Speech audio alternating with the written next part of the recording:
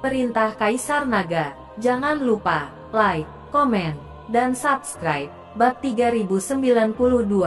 Apa ini? Ji Yun menggerakkan kepalanya dengan rasa ingin tahu. Menatap bola di tangan Dev. Dev menggelengkan kepalanya. Dia tidak tahu apa yang dibawa penyu suci. Tapi itu pasti harta karun. Fixed Wind Orb. Apakah ini Fixed Wind Orb?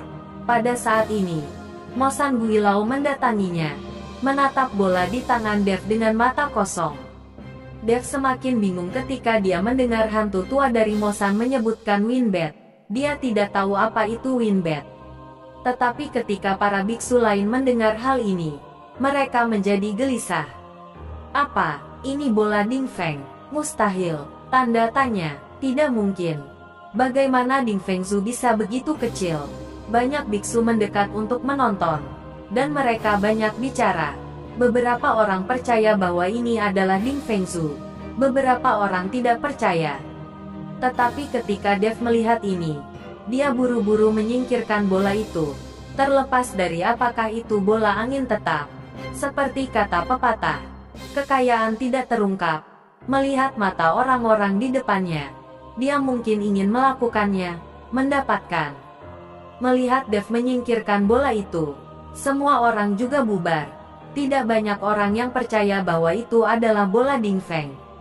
Tetapi tetua hantu gunung iblis melangkah maju dan berkata kepada Dev, "Teman Taois, saya tidak tahu apakah Anda dapat menjual bola itu kepada saya. Anda dapat membayar sebanyak yang Anda inginkan, atau saya dapat menukarnya dengan barang lain." "Maaf, saya tidak akan menjual atau menukarnya." Dev menggelengkan kepalanya, lalu membawa Ji Yun dan Gao Qilan untuk melompat ke belakang kura-kura suci.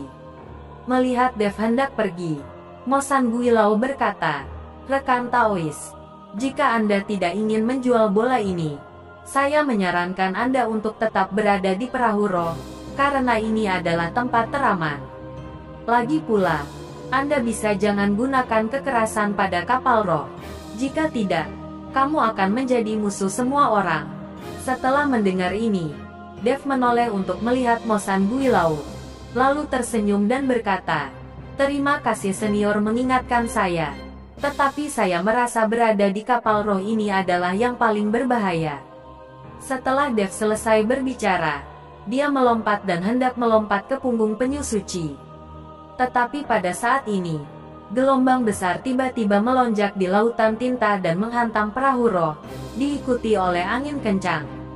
Perahu roh besar, pada saat ini, itu seperti perahu datar, bergoyang di lautan tinta, seolah-olah akan dibuang ke lautan tinta kapan saja. Pada saat ini, semua biksu di perahu roh panik, dan mereka semua terkejut. Ye Fengqing berteriak keras, "Pegang perahu roh! Cepat pegang perahu roh!" Lebih dari selusin anggota staf yang mengenakan jubah gosip mulai mencubit formula ajaib mati-matian, dan lingkaran sihir di sekitar perahu roh terus bersinar. Namun demikian, perahu roh masih bergoyang ke kiri dan ke kanan dalam badai ini. Ada biksu terus-menerus yang terguncang dan jatuh ke lautan tinta. Gao Qilan mati-matian meraih pagar kapal roh. Tetapi kekuatan badai ini melebihi imajinasi semua orang. Untungnya, kapal ini kapal roh adalah yang terbesar. Jadi jika Anda bisa bertahan, jika perahu roh kecil itu akan tertiup angin atau hancur saat ini. Melihat perahu roh semakin bergetar, dan badai di sekitarnya telah memicu puluhan meter, Gao Julang menamparkan, dan semua orang putus asa.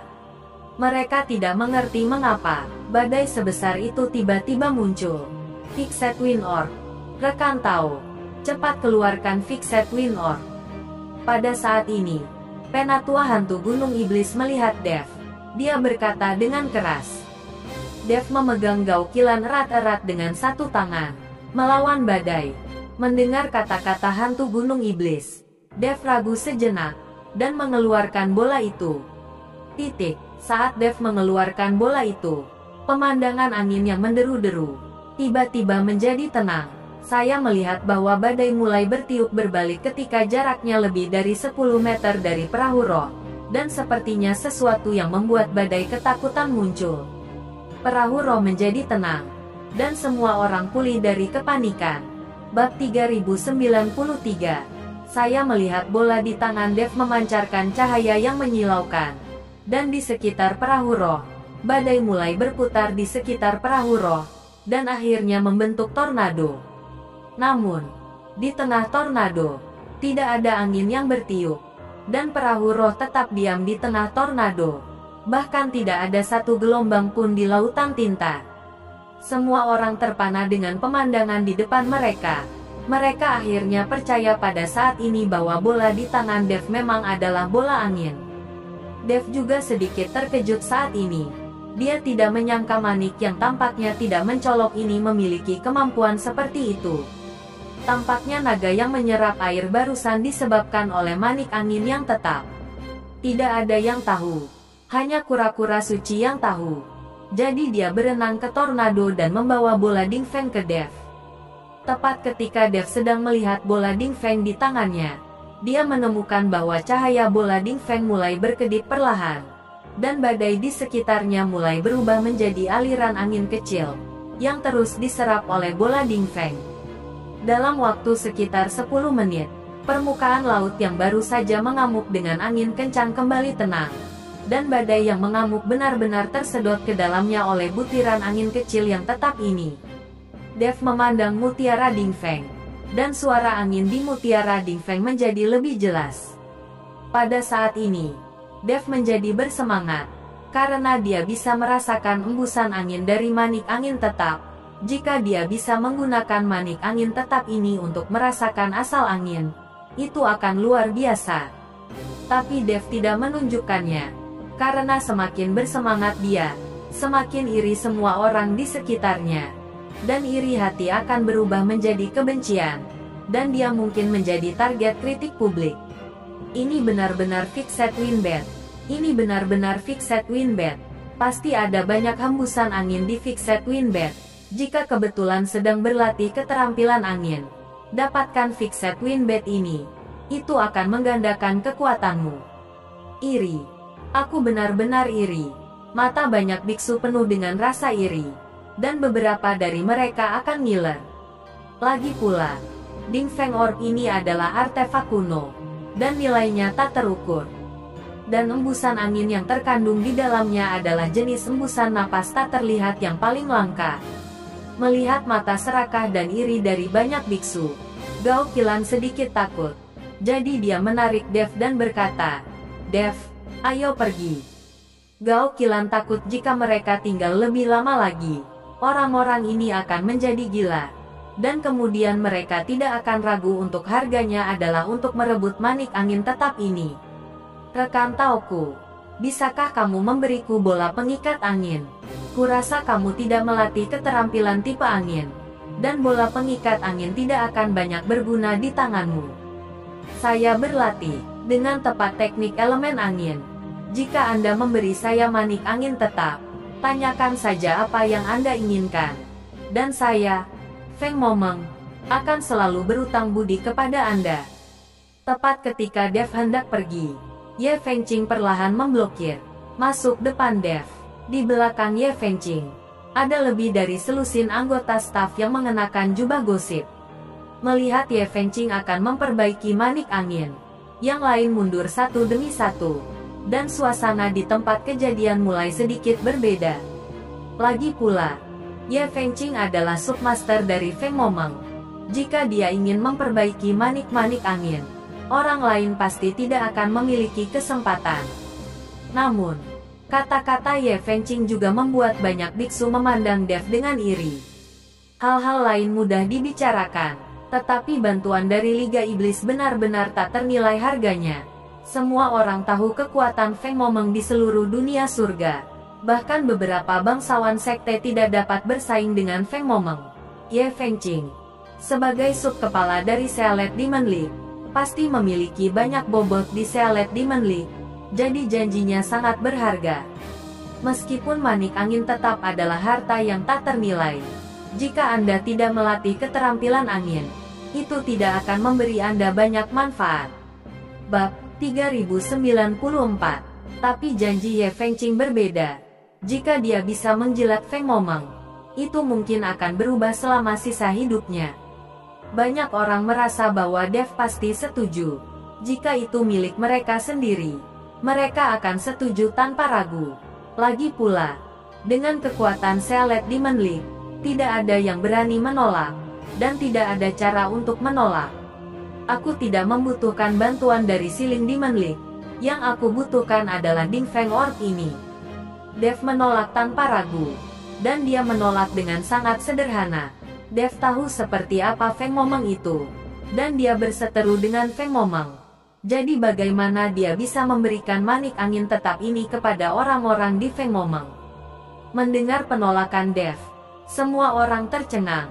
Bahkan Ye Fengqing tidak menyangka Dev menolak tanpa ragu. Suasana tiba-tiba menjadi aneh, dan wajah Ye Fengqing menjadi suram. Apakah bantuan dari Sealet Demon League saya tidak sebanding dengan Ding Feng Orb ini? Ye Fengqing berkata dengan mata menyipit. Di mataku, dukungan dari Sealet Demon League tidak berharga, kata Dev dengan tenang. Wow, kata-kata Dev segera menyebabkan kegemparan di antara para biksu yang hadir. Tak satu pun dari mereka berharap Dev akan mengatakan itu. Bahkan jika dia tidak ingin menjual Feng Zhu, dia bisa mengatakannya dengan cara lain dan mendiskusikannya dengan Ye Fengqing. Tapi apa yang dikatakan Dev jelas meremehkan Feng Momeng. Bukankah ini memainkan pisau besar di kepala Tuan Yan, mencari kematian? Tidak berharga. Wajah Ye Fengqing suram dan menakutkan, dan aura di tubuhnya meledak dalam sekejap. Tidak ada yang pernah mengatakan itu. Kamu yang pertama. Tapi izinkan saya memberitahu Anda, apa yang saya inginkan. Dari Liga Iblis tidak ada yang tidak bisa kamu dapatkan. Mengerti? Jelas. Ye Fengqing mengancam Dev. Jika Dev berani mengatakan tidak, dia akan segera melakukannya. Benarkah? Tidak ada yang bisa mengambil dariku apa yang tidak ingin aku jual. Ekspresi Dev juga menjadi dingin. Melihat Dev begitu keras kepala, Ye Fengqing sangat marah. Tapi semua orang mengira Dev gila. Orang ini adalah biksu kecil dari peringkat kelima dari alam tubuh yang kompatibel, dan dia menantang alam kesengsaraan transendensi. Apakah dia bodoh? Banyak biksu tidak pernah menyangka bahwa Dev, seorang kultivator kecil kelas 5 di alam komposit, lebih kuat dari Dev di kapal roh ada banyak. Bahkan orang-orang ini tidak berani mengucapkan kata-kata besar seperti Ye Fengqing. Tapi Dev, seorang biksu kecil, sebenarnya menantang Ye Fengqing, yang jelas-jelas mencari kematian. Nah, kamu yang pertama berbicara denganku seperti ini. Setelah Ye Fengqing selesai berbicara, dia meraih Dev dengan telapak tangannya. Melihat ini, aura Dev langsung meledak, siap menyerang kapan saja. Tuan Ye Ruder, sebagai pengendali sebenarnya dari kapal roh, Anda juga ahli dalam melintasi alam kesusahan.